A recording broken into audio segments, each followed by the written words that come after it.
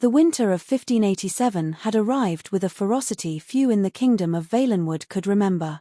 The cold gnawed at every exposed inch of skin.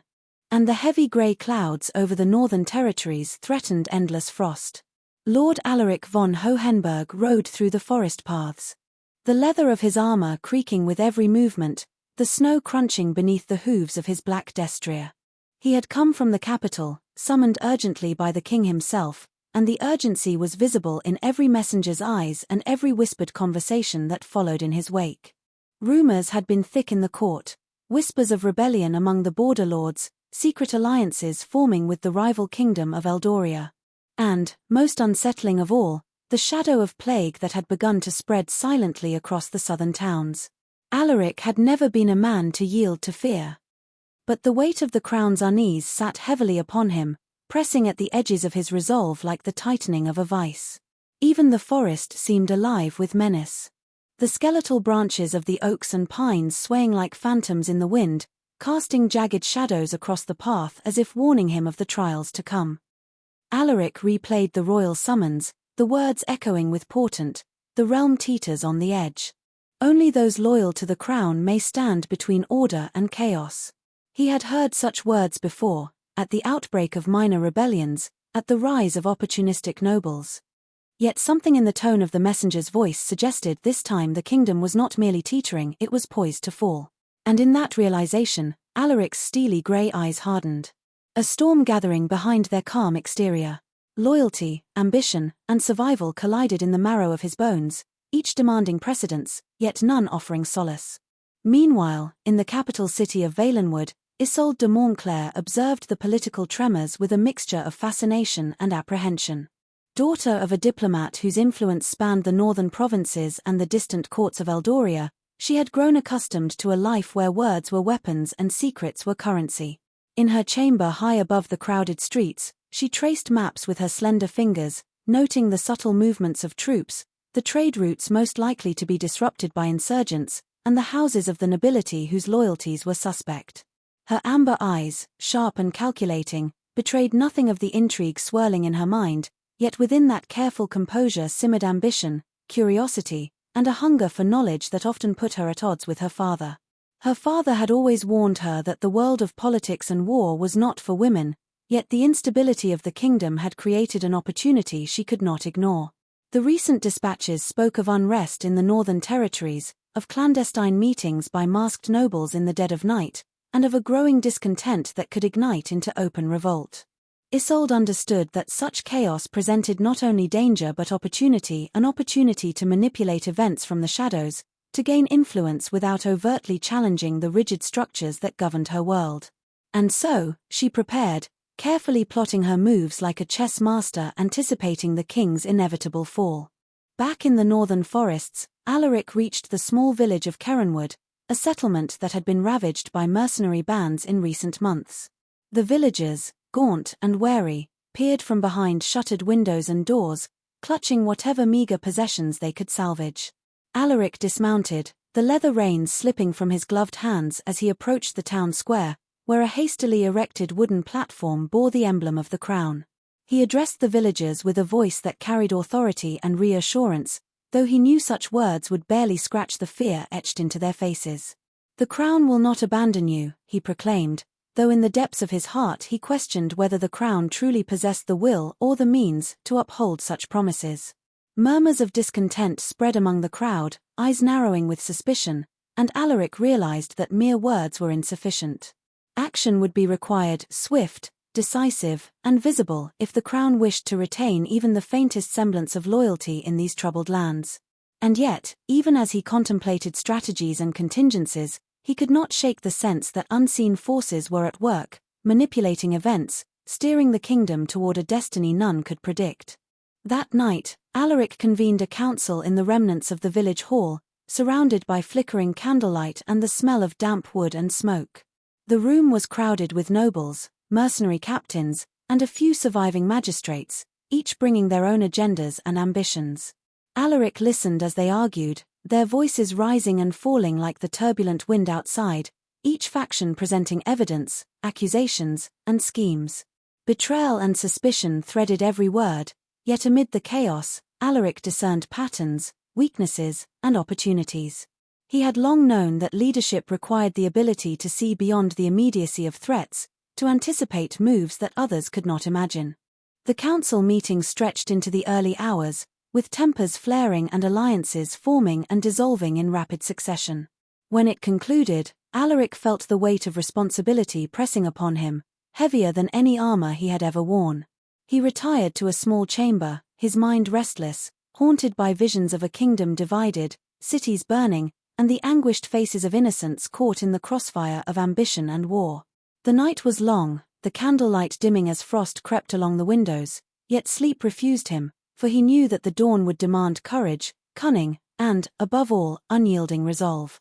Meanwhile, in the shadowed corridors of the capital, Isolde received a visitor of unexpected importance.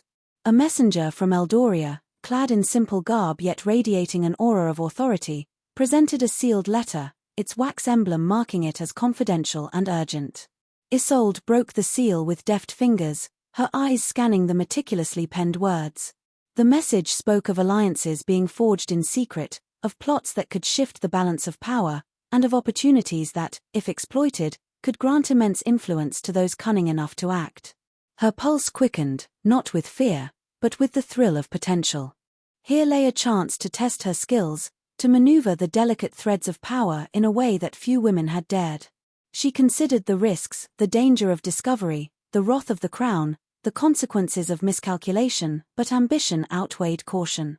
And so, she resolved to act, her mind alight with plans that would require deception, intelligence, and an unflinching will. As dawn broke over the northern hills, Alaric mounted his horse once more, preparing to journey toward the rumored stronghold of a rebel faction. Snow fell lightly, settling on the thick fur lining of his cloak, and the wind carried the scent of pine, earth, and distant fires. He rode alone for the first hour, the forest silent save for the occasional rustle of wildlife disturbed by his passage. Reflection weighed heavily upon him. He thought of the past victories and defeats that had brought him to this moment, of comrades lost to ambition and cruelty, of oaths sworn and broken. Each memory was a lesson etched in the sinews of his body, shaping his strategy, sharpening his resolve. Yet amid these recollections, doubt crept in, a question of morality, of the cost of power, and whether the end justified the sacrifices demanded by duty. By the time he reached the outskirts of the rebel encampment, the cold had bitten deep into his bones, and his mind was a maelstrom of planning, fear, and anticipation. In the capital, Isolde's plans began to unfold. She employed a network of informants, servants, and street urchins, each delivering tidbits of intelligence that, when woven together, formed a tapestry of intrigue. She deciphered coded messages, intercepted letters, and listened to the guarded conversations of nobles who considered themselves above scrutiny. Her mind worked like a finely tuned instrument, balancing patience with decisive action. Each step brought her closer to manipulating events to her advantage, yet the closer she came, the more perilous the endeavor became. She knew that one misstep could result in imprisonment or death, but the risk was inseparable from the potential reward. Power in Valenwood was a game of shadows, and she had learned to navigate its labyrinth with skill, charm, and the occasional ruthless maneuver. By evening, she had orchestrated a subtle shift in alliances, sowing doubt in one quarter while strengthening loyalty in another, each move a delicate dance with destiny. Alaric approached the rebel encampment under cover of twilight, the forest cloaking his movements. His scouts had provided maps, but the reality of the terrain, the unpredictability of human behavior, and the presence of mercenaries made caution essential. He surveyed the perimeter, noting the placement of sentries, the arrangement of tents, and the flickering torches that marked watchpoints. The rebels were more organized than anticipated, disciplined despite the apparent chaos of their encampment. Alaric's mind raced, calculating strategies, contingencies, and risks. He considered negotiation, subterfuge, and the possibility of direct assault. Each choice carried consequences that would ripple through the lives of soldiers, civilians, and nobility alike. The night was silent but heavy with expectation, and in that tense stillness, Alaric understood that the first move would define the course of events to come. Elsewhere, whispers of discontent reached the ears of General Marius Kael, the crown's feared and ruthless commander. He sat in his chambers, dark eyes narrowing as he listened to reports of unrest, treachery, and ambition unchecked. His reputation for brutality and cunning had earned him both fear and respect, and he understood that the kingdom's stability rested on the balance between loyalty and intimidation. He contemplated dispatching troops to suppress rebellious factions, yet he knew that brute force alone could not maintain order indefinitely. Marius Kael's mind was a web of strategy, manipulation, and pragmatism. He considered every possible outcome, every opportunity to assert control, and every threat that could unravel the crown's authority. By nightfall, his orders were prepared, swift, decisive, and calculated to send a clear message that defiance would meet uncompromising resistance. As the first step of the unfolding drama closed, Alaric observed the rebel fires flickering in the distance, feeling the weight of history pressing upon his shoulders. Isolde moved through the shadows of the capital, her plans advancing with subtle precision, while Marius Kael's forces prepared to impose order with iron resolve. The kingdom teetered on the brink, and every choice, every secret, and every act of courage or treachery would shape its destiny. Loyalties would be tested, alliances forged and shattered, and the cost of ambition would be measured in blood, suffering, and the fragile glimmers of hope that endured amid chaos. The stage was set, the players poised, and the story of power, intrigue, and survival began in earnest, a tale that would echo through the annals of Valenwood, long after the fires burned and the snow had melted. The dawn broke over Valenwood with a crimson haze, the smoke from distant fires mingling with the icy mist that clung to the northern valleys. Alaric von Hohenberg surveyed the rebel encampment from a ridge above, the frost biting through his gloves as he tightened the straps of his armor. The rebels had fortified their positions since the previous night, trenches dug, barricades erected, and watchfires burning bright. Alaric's mind raced through strategy after strategy, skirmishes to thin their numbers, feigned retreats to draw them out, or a direct assault that could either crush the rebellion or see his own forces shattered. His scouts reported movement within the camp, soldiers drilling, officers whispering, and the shadow of a mysterious figure slipping between tents. That shadow, Alaric feared, might be a spy or worse, a saboteur sent to undermine his campaign from within. Every detail mattered, every choice could tip the balance between victory and disaster. He considered his own past, the battles fought under harsh skies, the friends lost in brutal ambushes, and the bitter taste of betrayal that lingered in the memory of every campaign. Today would demand more than courage, it would demand insight, ruthlessness, and an ability to anticipate the unforeseen. Isolde de Montclair moved through the capital's alleys with calculated grace, the wind tugging at her cloak and scattering loose strands of her dark hair across her face. Each encounter, each whisper she overheard, fed her intricate web of influence. She had planted rumors of Alaric's impending rebellion among the court nobles, each carefully tailored to provoke fear, suspicion, and opportunism. Her letters, delivered by seemingly innocuous messengers, manipulated loyalties and sowed seeds of discord, and she delighted in the subtle chaos that unfolded. Power, she knew, was as much about perception as reality, and by controlling what people believed, she controlled their actions. Yet even as she orchestrated the politics of the capita, a shadow of anxiety lingered, an awareness that the actions she set in motion could spiral beyond her control. She was no stranger to risk, but the stakes had grown higher, kingdoms could fall, lives could be lost, and the delicate balance she had so carefully nurtured could shatter in an instant. Nevertheless, the thrill of manipulation, the intoxicating rush of strategy, propelled her forward into the dangerous game she had chosen to master. In the rebel camp, Alaric decided to send a small contingent of his most trusted soldiers under the cover of night to infiltrate the enemy's supply lines. The forest around them was thick with snow-laden branches, and every footstep carried the risk of discovery. Alaric personally selected the men, each hardened by previous campaigns, skilled in stealth and survival, and unwavering in loyalty. As they slipped into the darkness, he felt a mixture of hope and dread, hope that they might weaken the enemy without bloodshed, dread that any misstep could provoke a brutal counterattack.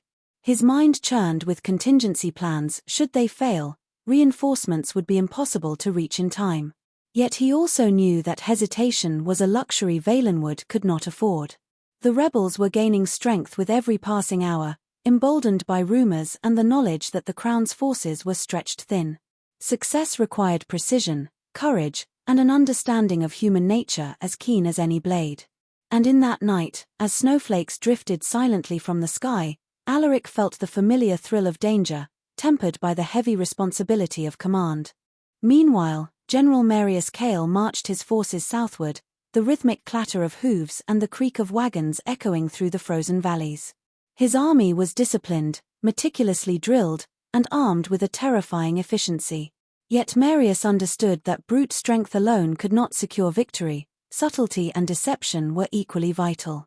He had dispatched spies into the northern villages, planted false intelligence among rebel sympathizers, and even bribed merchants to manipulate supply lines.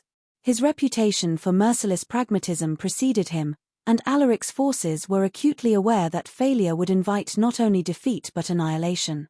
Marius Kael, seated atop his black stallion, surveyed the landscape with a calculating eye, the frost glinting off his steel breastplate. Each movement was deliberate, each order precise, and each step designed to tighten the noose around the rebels. The thrill of strategy, combined with the cold efficiency of military might, gave him a sense of power few could comprehend, a power that demanded both respect and fear in equal measure. Isolde received word that a courier carrying vital information about rebel movements had been intercepted, yet she suspected the message had been intentionally left for her to find. Her mind raced through possibilities, imagining the myriad ways she could exploit this leak to her advantage. She realized that while Alaric maneuvered in the north and Marius imposed order through force, she controlled the undercurrents of influence, shaping perceptions, nudging decisions, and steering events without ever drawing a blade. She plotted to meet the intercepted courier in secret, knowing that the information he held could be leveraged to both assist and manipulate Alaric's campaign, though whether he would be an ally or a pawn remained to be seen. The intricate dance of power thrilled her. Every decision carried consequences, every interaction a potential pivot in the unfolding story of the kingdom. She understood that in this game, knowledge was not merely power, it was survival, ambition, and dominion all entwined. As the war for Valenwood reached its breaking point, Alaric von Hohenberg led his weary rebel army through the frozen northern plains. Every step toward battle carried the weight of sacrifice and conviction. Across the fields, the brilliant but ruthless General Marius Kael waited, ready to crush the rebellion and restore the crown's control. In the capital, Isolde de Montclair pulled invisible strings of power.